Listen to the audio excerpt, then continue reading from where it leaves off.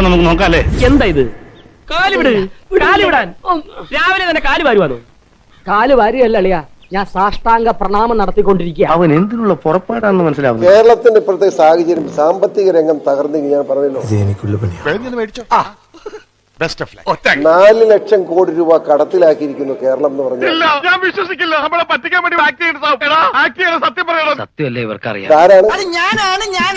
ഇവിടെ കടം കയറി മുടിഞ്ഞ് മനുഷ്യൻ പട്ടിണി കിടക്കുന്നു, ആത്മഹത്യ ചെയ്യുന്നു. എത്ര പാടിയിട്ടും ഒരു പ്രയോജനവും ഇല്ല ചേട്ടാ. ഇപ്പോഴും ഏറ്റവും വലിയ രസം എന്താ? ഒന്ന് കറങ്ങി മദ്രാസ്, ബാംഗ്ലൂർ, ബോംബെ, കൽപ്പാത്തി, ആലപ്പുഴ, ചാകര, തൃശൂർ, കൊയിലാണ്ടി, സുൽത്താൻ ബത്തേരി, അങ്ങനെ തിരക്കിട്ടൊരു ടൂർ പരിപാടി. പിണറായിയും ഭാര്യയും മകളും എല്ലാം കൂടെ വിദേശയാത്ര നടത്തുകയാണ് സർക്കാർ ചെലവിൽ. മനുഷ്യരെ കുറച്ചൊക്കെ ഇതൊക്കെ വേണം.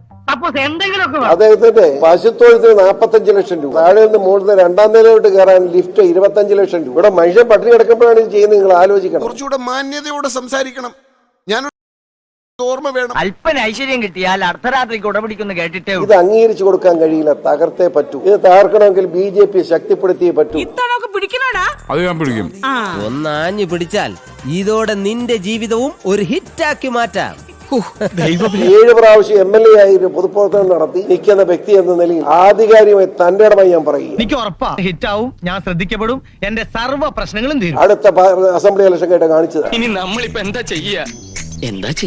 ഞാനൊന്ന് പറഞ്ഞോട്ടെ, നമ്മളിപ്പോ എന്താ ചെയ്യാ? ഇയാളെ കൊണ്ട് വലിയ ശല്യമില്ല. ഈ തെരഞ്ഞെടുപ്പിൽ എന്റെ പാർട്ടി ജയിക്കുന്ന കാര്യം ഇത് തന്നെ. അതെന്താ മോനാളി അങ്ങനെ പറയുന്നത്? ഞാൻ ആലോചിച്ചപ്പോ ഒരു കാര്യം തോന്നിപ്പോവാണ്. എന്തേ? ജനങ്ങൾ സമ്പൂർണ്ണ സാക്ഷരത നേടിയതാണ് നമുക്കടിയായത്. എങ്ങനെ? സാക്ഷരത നേടിയപ്പോ ജനങ്ങൾക്ക് വിവരം വന്നല്ലോ. ഒരു 6 ഇഞ്ച് നീങ്ങി ഒരു ചുവന്ന സ്വിച്ച് കാണുന്നുണ്ടോ?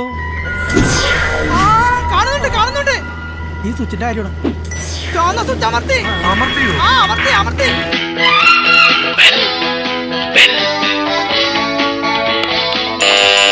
Thank you. ഈ ഉപകാരം മറന്നാലും ഞാൻ മരിക്കില്ല.